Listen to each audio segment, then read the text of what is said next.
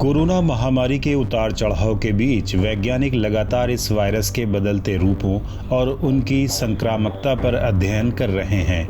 भारतीय विज्ञान शिक्षा एवं अनुसंधान संस्थान आईसर भोपाल के शोधकर्ताओं ने इस दिशा में एक नया निष्कर्ष निकाला है। संस्थान के जैविक विज्ञान विभाग के वैज्ञानिकों की एक टीम द्वारा किए गए इस अध्ययन में देखा गया कि कोरोना वायरस की संक्रामकता में न्यूक्लियोकैप्सिड यानी एन प्रोटीन भी महत्वपूर्ण भूमिका निभा सकता है। इन जैसे अन्य वायरल प्रोटीन की मौजूदगी में वास्तविक संक्रामक स्तर काफी भिन्न हो सकता है। इसलिए चिकित्सीय दवाओं, एंटीबॉडीज और एंट्री इनहिबिटर्स विकसित करने के लिए सिर्फ वायरस के स्पाइक प्रोटीन का अध्ययन काफी नहीं है। हमने एक स्क्रीन सेट किया जिस पर SARS-CoV-2 के 24 अलग अलग जीन्स का उपयोग कर हमने स्यूडो वायरस या वायरस जैसे कणों का उत्पादन किया जो स्पाइक प्रोटीन होते हैं, और फिर हमने व्यक्तिगत रूप से इन 24 कारकों में से प्रत्येक को जोड़ा और देखा कि कौन सा जीन अधिक संक्रामकता प्राप्त करने में हमारी मदद कर सकता है। इनमें N बहुत मजबूत उम्मीदवार पाया गया। SARS-CoV-2 एक RNA जीनोम वायरस है जो गोलाकार संरचना से घिरा होता है।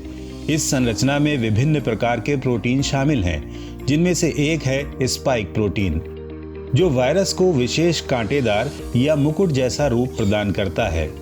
चूंकि वायरस अत्यधिक संक्रामक है, इसलिए आमतौर पर अध्ययन के लिए जीवित वायरस का उपयोग न करते हुए इसके स्पाइक से बने एक समान प्रोटीन कैप्सूल का उपयोग किया जाता है, जो एक अन्य वायरल कोर से भरा होता है।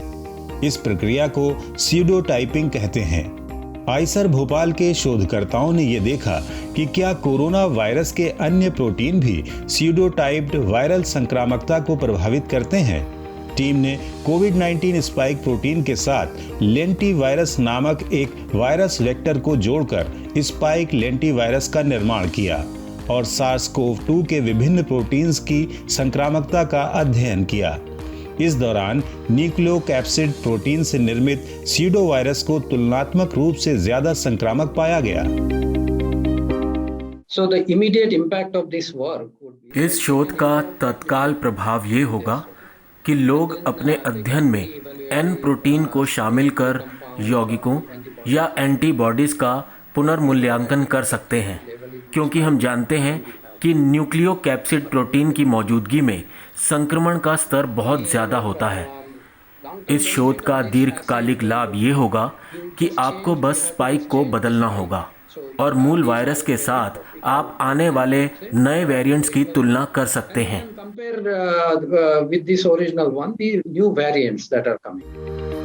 शोधकर्ताओं का मानना है कि एन प्रोटीन स्पाइक प्रोटीन की वायरल कणों में शामिल होने की प्रक्रिया को बढ़ा देते हैं, जिससे संक्रामकता बढ़ती है।